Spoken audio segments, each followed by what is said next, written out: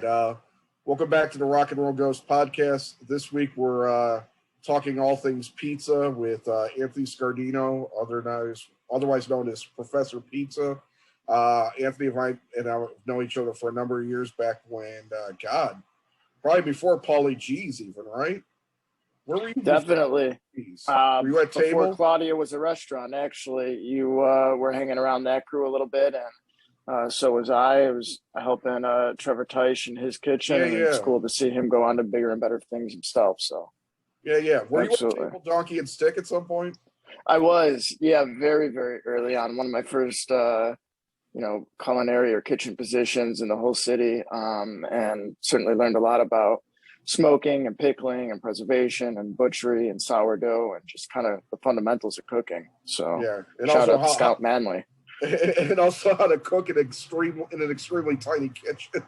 Exactly, which is an important lesson to learn. And I've been in some big kitchens since then, but you find that that's more the trend than larger kitchens. And so if you can learn in a space that small, you can cook just about anywhere, I feel like. Yeah. Well, let's. I mean, I know we talked a number of years ago for a piece that I was working on for that never materialized for one reason or another. Your kind of go-to pizza is what was it? Barnaby's in Northbrook? Was that or Barnelli's? Barnaby's is certainly a personal favorite. One of my personal favorites. They've got a variety of different locations. They do have Northbrook. They have. For a while they had Des Plaines and Niles and Arlington Heights, but I'd kind of pop around to each of them, and they were all pretty consistent with one another, but had their little idiosyncrasy differences as well that all made them uniquely delicious. So love Barnaby's for sure. Yeah. What other places are kind of like old school like favorites from when you were growing up? Yeah, I mean, that one came a little bit later in life, but from growing up, I'm from the northwest suburbs, so not terribly far from Bill's Pub. I have fond memories of eating pizza and peanuts and throwing the shells on the ground and being able to write on the walls. And, that was definitely in there. Lou Malnati's a lot growing up. Paisanos in Buffalo Grove, which I don't believe is around any longer. Sure. Yeah, there was a couple haunts, but yeah, eventually got to the city, and that opened up so many more other options for pizza as well. So yeah, it's kind of hard to not find good pizza downtown, that's for sure. Totally. Yeah, it's only gotten better and more varied. Yeah. What was it about pizza that became like you're now known under the moniker of Professor Pizza. What was it about pizza that spoke to you specifically? I mean, obviously you were cooking other food at some point. What was it about? Was it just that, did you fall into a certain job where you were making it and then it kind of took over from there? Because you've worked at a few different big name places downtown. Yeah, so you bring up places like Table, Donkey, Stick, and I mean there was a while where every couple of months I was moving on to a new place, and part of me looks back regretful of that trek, and part of me looks back kind of proud of it because I certainly picked up something everywhere I went. A lot of those places were, if not fine dining, a term I use, which I don't know if other people do or not, is refined dining, and that's places like Au Cheval or Table, Donkey and Stick or Public and Quality Meats, Formentos. These are all places I spent time at. And at the time I was on this track, at least in my mind, of getting deeper and deeper into fine dining cuisine.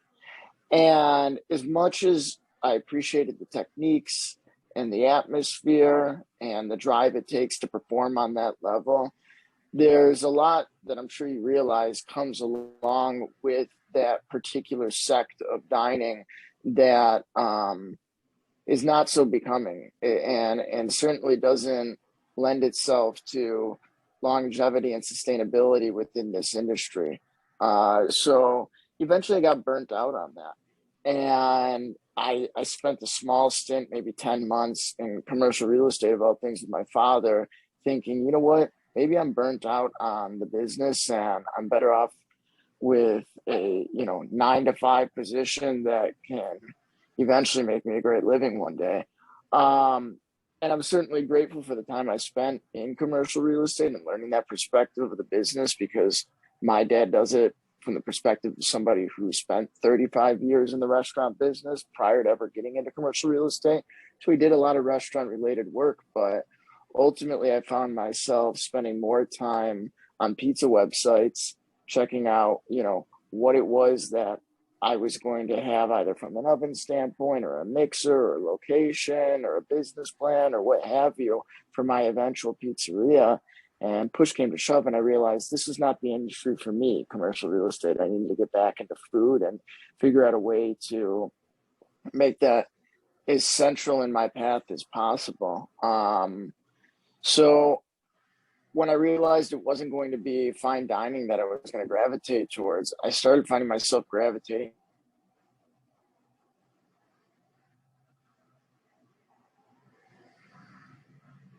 explore that expression of Italian American cuisine was through pizza. It's just something I loved, right? And so eventually I went off to San Francisco and studied under 13-time world pizza champion Tony Gemignani, and struck up a friendship with him that I have to this day. And he further ingratiated me into the industry by inviting me out to Vegas, where the World Pizza Games and Pizza Expo is hosted every year, and just got me involved in different opportunities and different circles of people that I might not have otherwise met, or at least might not have met that early on, right? And that got me down the path of pizza in a pretty serious way. Okay, all right. And what was your first, what did you do when you got back from San Francisco? Did you start trying to do your own thing, or did you get a gig somewhere? So if I think back to that time, I mean, I was certainly always trying to build up my own thing on the side, but I was making a living by making pizza in Belena at the time, which is, as you know, no longer around, but the time was a pretty swanky and happening, I guess, regional Italian cuisine focused restaurant in Lincoln Park across the street from Steppenwolf. And so I was making pizza there and, trying to figure out what was next for me. And ultimately, if I look back at that timeline, Pauly G's would come next. Yeah. So. Yeah, because, I mean, were you there when they had to shut down because of the fire at Belena's? That happened after I left. Okay. At that point, I was already at Pauly G's, if not Coal Fire, honestly. Okay. So. I can't. The time frame in my head is all messed up, so I can't remember exactly when that happened. You and I both. So you went from Belena to opening Pauly G's, right? The location. Yeah, I was on the opening team. I can take credit as the first person that Derek Tung ever hired, because I was already aware of Pauly G, certainly in Greenpoint, Brooklyn, and was reaching out to him on an online basis, and he linked me up with Derek Tung, and I was very lucky to be on the opening team of that place and see it evolve into what's become absolutely a mainstay for pizza in our city. And he's branched out to do other, cool, exciting things with the Slice House, and most recently another slice operation, more Sicilian focused in Loyola. So very excited to see everything that Derek's done over the past couple of years. Yeah, and then you were at Coal Fire, you said, and you were at Doughboys. Was that it? Doughbros, yeah. Doughbros, sorry. Doughboys was that No. that Jimmy from Heaven on 7, I think, was doing for a minute. Yeah. Banos was involved in that. Leo Spazieri was involved in that. I actually loved Doughboys back in the day. I never got a chance to see. Yeah, then they got into the whole legal fight and it was gone. Yeah. Totally. So Dough Bros. Yeah, somewhere along the line, Dobros came into play. I think that was after a stint of time where I was trying to figure out my own thing, and I had already started consulting, but it had not picked up the steam that, I'm grateful to be seeing today. So I'd go long stretches of time without consulting jobs, right? And even Right. the consulting jobs I had at the time, I was just getting started in that industry. So, I mean, to say I was charging entry level rates was or would be a gross understatement. Yeah. But eventually got linked up with Dobros, and this is my first opportunity to really affect the menu in a very serious way and have my pizzas literally on display in a display case, for thousands of people to walk past at any given moment in downtown Chicago. Yeah. So it was my first, volume New York slice operation experience, my first management experience, late night, Fridays and Saturdays, they were open till 4 a.m. Wow. pre-pandemic. So I saw a lot in that place, good, bad, and Okay. indifferent, but certainly learned a lot. Yeah, yeah, yeah. Because I know you were there for a bit of time, and you seem to be Yeah, making. almost 2 years. Yeah. What was it? The pandemic that got you to go on your own, or had you decided to do that pre-pandemic? So we bring up the Banoses again. In this case, Jimmy Banos Jr. He and I were working on opening up a slice joint together within the former Wells Street Market. Uh-huh. And that whole project got side-railed by COVID. And at the time, it was like, well, you can, you could go back to Dobros and make some hours there. You could wait it out and hope that this Wells Street Market thing works out.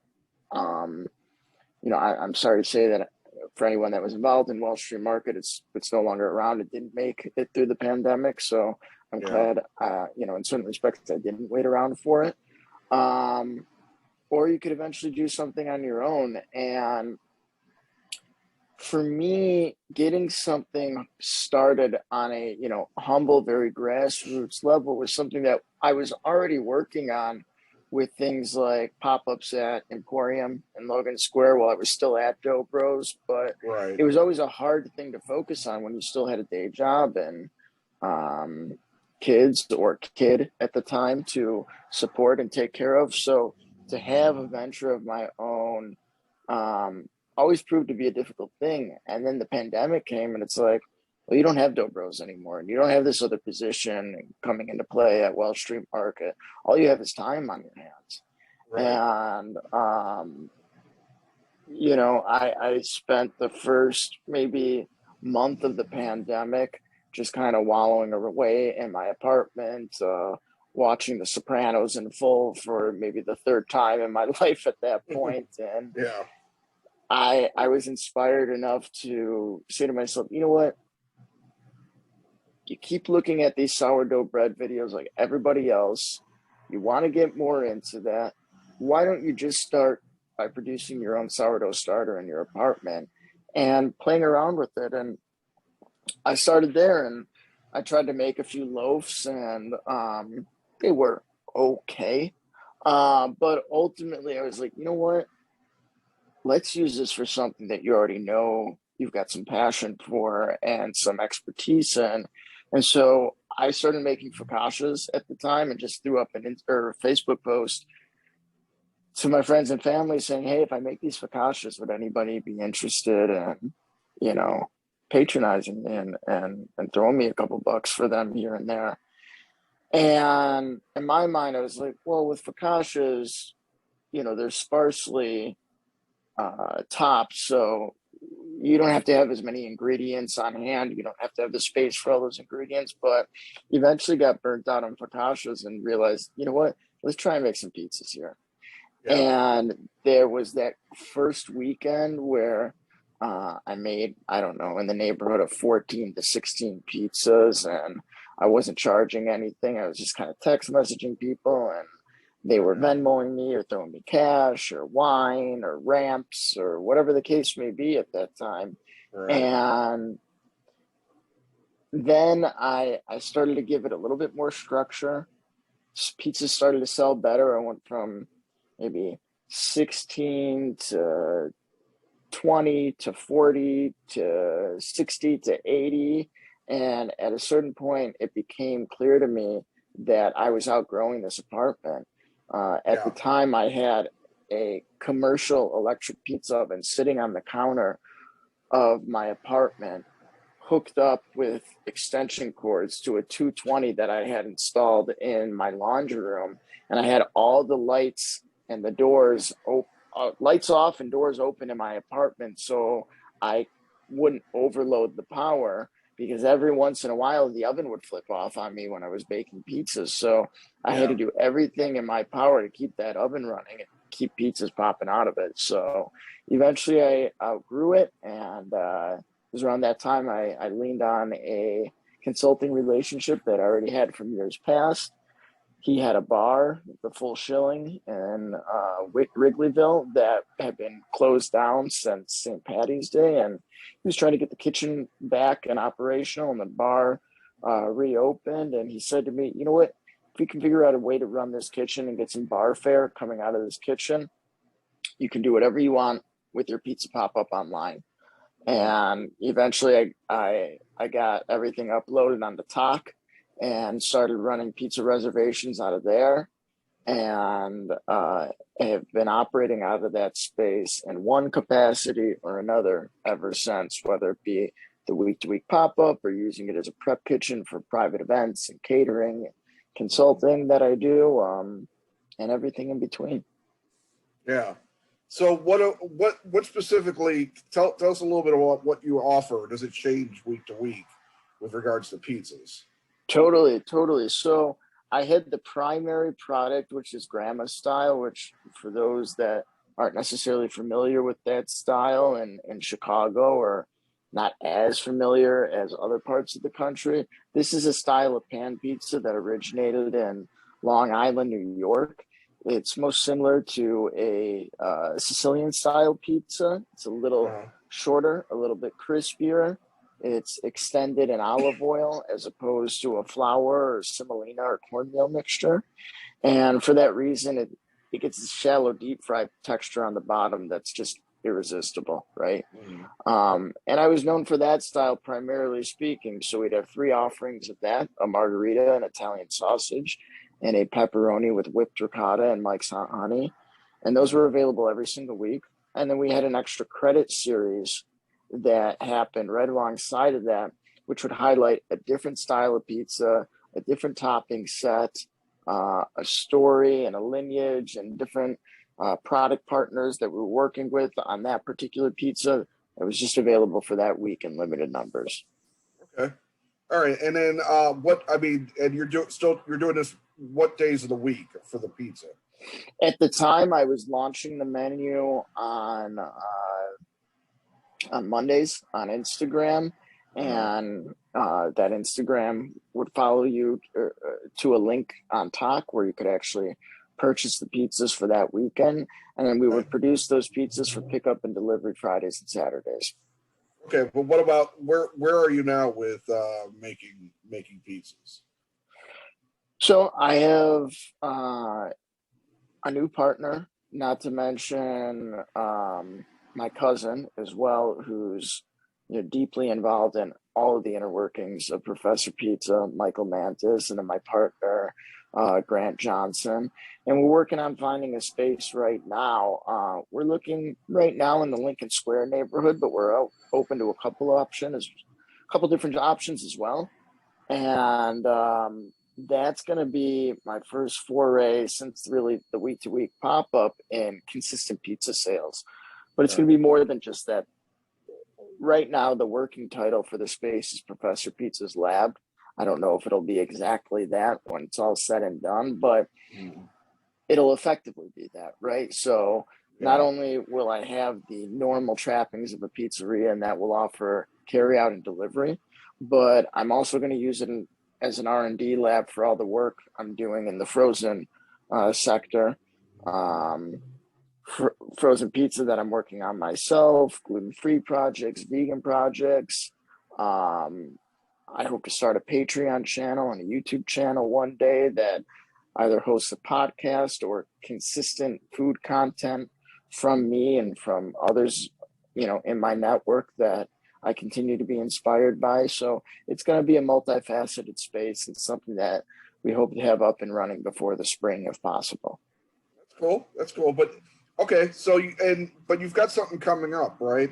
You've got an event or a pop up or something. Yeah, I didn't exactly. So while we don't have the week to week pop up anymore, we do these one-off pop-ups every time an opportunity that's engaging and exciting comes our way. And I had the chance to rub elbows with Rob Weiss, who's the owner of the Blind Barber in the West Loop. He also owns the same concept in Philly, New York, Los Angeles. So, barring the success of this first foray into a pop-up in the West Loop, hopefully we can take it on the road and do more of these. But yeah, this will be in the Blind Barber, which is a totally unique space where you walk into a fully functioning barber shop and then you walk back to what seems to be an employee break room, and it turns into a fully functioning nightclub bar atmosphere, complete with DJ booth, full kitchen, bar, so on and so forth. So it's this dimly lit, sexy atmosphere where I get to, showcase my pizzas and churn out products from the uni ovens, which have been kind of the backbone of all the mobile operations I've been running recently, and show people what I can do as far as Neapolitan pizzas are concerned. And I think it'll be a lot of fun. What's the date on that? So I've been telling people it's the night before Thanksgiving and it's the 2 nights after Thanksgiving. So if Thanksgiving's on a Thursday, it's Wednesday, Friday, and Saturday. So Wednesday the 24th, and then Friday the 26th, and Saturday the 27th at the Black Barber in the West Loop. Yes, sir. Yeah. Go there and get some drinks and get some Professor Pizza. Yeah, it's a winning combination. That perfectly leads into the discussion that I another reason why I've had you on is this is airing the Monday before Thanksgiving, and as I mentioned to you, the days around Thanksgiving is usually a good time for pizza because everybody's sick of turkey, and especially the night before Thanksgiving is a big. For some reason, it's become a big night for pizza because it's easy because everybody's running around doing this, going from one place. It's just easy just to, hey, we'll order a pizza. Where do you think that's how do you think of that tradition? And as far back as I can remember, it seems like my first memory of it really was in Home Alone, oddly enough. Which I don't remember ever doing that personally, but it became like a thing that I started doing on my own once I started a family and everything. Well, I think you hit the nail on the head. I think it's an opportunity for people to get together, and food, by nature has such a communal element to it anyways. And I think there's so much stress around the holidays, whether it's cooking or cleaning the house or entertaining, Christmas shopping, Hanukkah shopping, whatever the case may be, that this is an opportunity to cash in on something that's stress-free and reliable. And we hope to be able to do that for people at the Blind Barber this holiday season, is give them a stress-free, reliable scenario where they can eat great food around great people and a great atmosphere and great music and just have a great time. So yeah. I mean, you're kind of. I went the Wednesday before Thanksgiving is a great night, number one for bars because everybody's coming home, from college or whatnot. So Wednesday, I never venture out really on those nights because I know those are crazy. But there's Black Friday and I think there's Blackout Wednesday. So yeah, exactly. I'm not encouraging anybody to do that, by the way. No, but it generally is. And if you are blackout drunk, try to remember to take an Uber. Exactly. But I don't want to take up too much more of your time, but I did want to talk. What places around this country or around the world, even perhaps, I don't know how far you've traveled, of course, Chicago has great pizza, but even I, lifelong Chicagoan, a South Sider, even who I prefer South Side pizza to even downtown pizza, quite frankly. And but I have family on the East Coast, and so I've been to Pennsylvania and Jersey, like near New York City, but not actually New York City. And I gotta say, I had probably 4 or 5 different types of pizza out there, and they were all amazing. It was random, and I could sit there and eat the crust all day long. And everybody, of course, says it's about the water. But for me, I actually think East Coast pizza in a lot of ways beats almost anything in Chicago, which I know it's heresy for a Chicagoan to say, but truly, if you've never had the opportunity, you have to go to the East Coast pizza, because it is mind-blowing how different it is.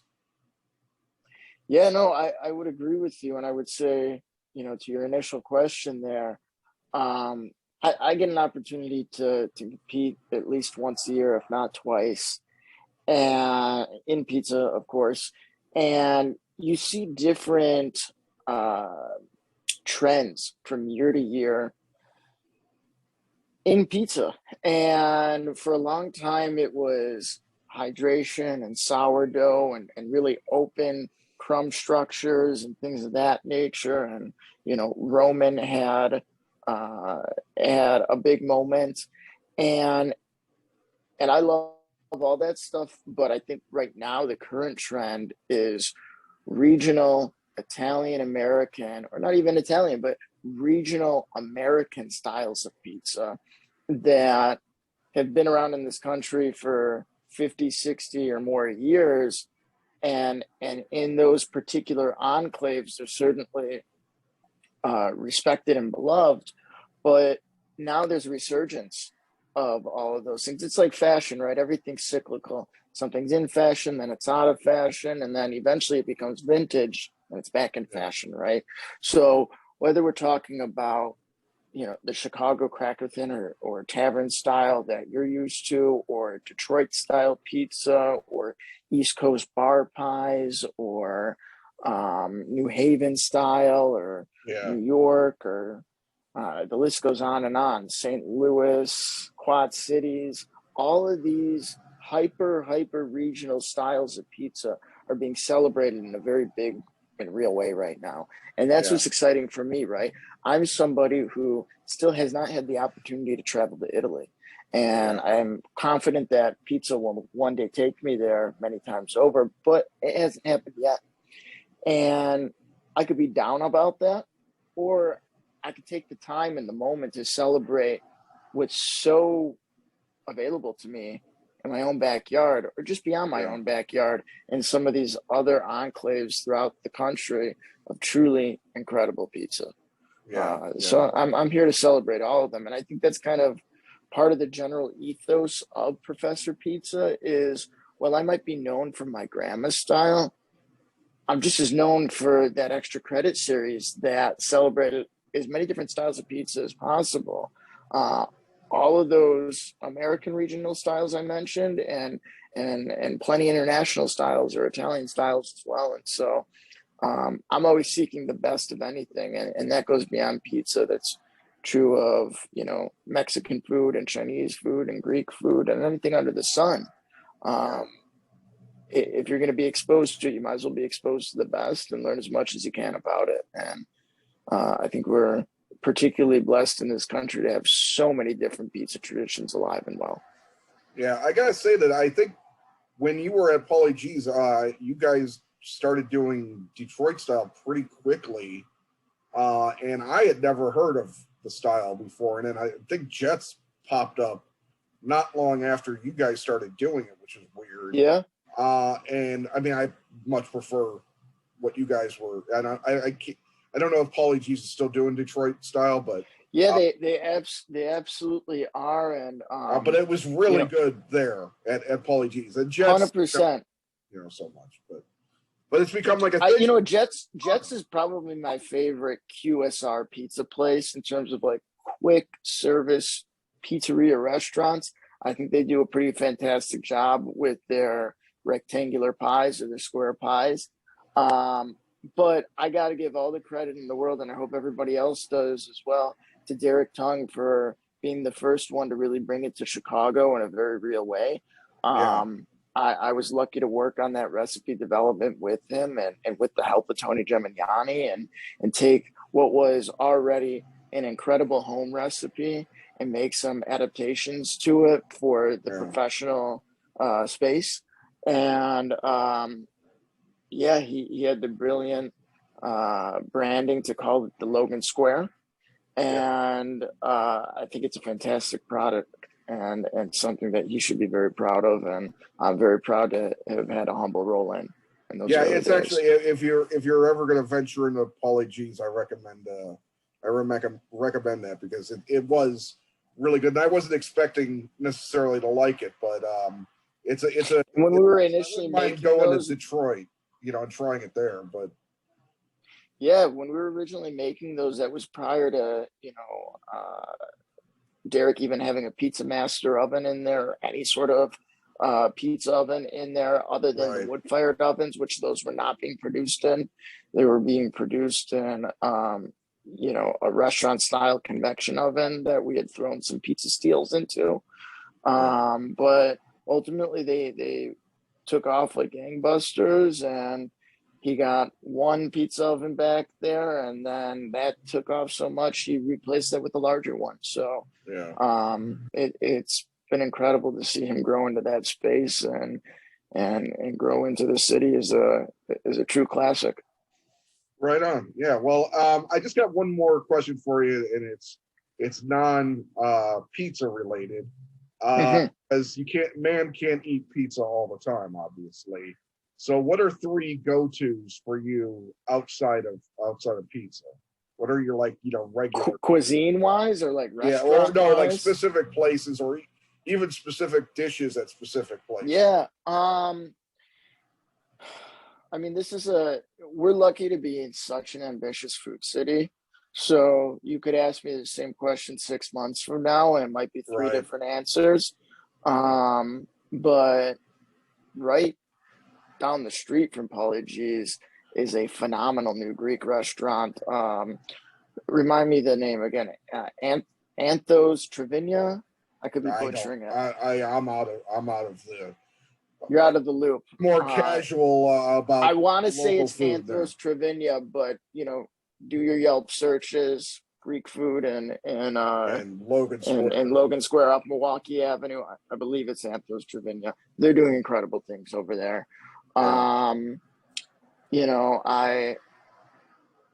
love the sandwiches that Tony's been producing for years now at Tempesta Market. My buddy Tony Fiasci. Sun Wah is incredible Chinese barbecue through the lens of what they do with duck. Lem's on the south side for classic Chicago barbecue, your classic rib tips and hot links. Let's see. Raz Dashin for incredible Ethiopian food up in Rogers Park. I mean, the list goes on and on. Yeah. Awesome. Well, absolutely. I think that's a good list, actually. And well, Anthony, I want to thank you for coming on and talking all things. Absolutely, brother. And then we'll have to talk again when Professor Pizza goes live with its location. I would love nothing more. Maybe we can do that one in person at the location. If I have the ability to do that, sure. I appreciate that. I have to figure out some technical things, and to move into a different realm. But for now, I think we could definitely start thinking about it. But yeah, and again, thank you. I love it. Good luck with your pop up at the Blind Barber on Wednesday, November 24th, Friday, November 26th, and Saturday, November 27th. Go out and check out Professor Pizza and enjoy the pre and post holiday festivities at the Blind Barber. I so appreciate that. I'm looking forward to it. And it's great reconnecting with you. You're a longtime Yeah. friend, brother, and great to see you engaged in this space in a real way with some pretty incredible names. And don't just watch my episode. Watch all the backlog of Rock and Roll Ghost. There's some pretty incredible stuff up there. I appreciate that, sir. And good luck to you with everything. And there was something else I was going to say, and I can't remember what the hell it was. And I don't want to sit there and forever and think about it, but good luck. And it's a cliffhanger for the next episode. Oh, and check out Professor Pizza's Instagram. You'll see him hand over pizzas. We're going to have links for that stuff, but you'll see him hand over pizzas to big names like Kevin James, Jeff Garlin, JB Smoove, and more. He's really getting the attention of a lot of big name people. So check out the Instagram, and we'll have links for all that stuff. It's amazing the people you can meet when you got a pizza in your hand. Yeah.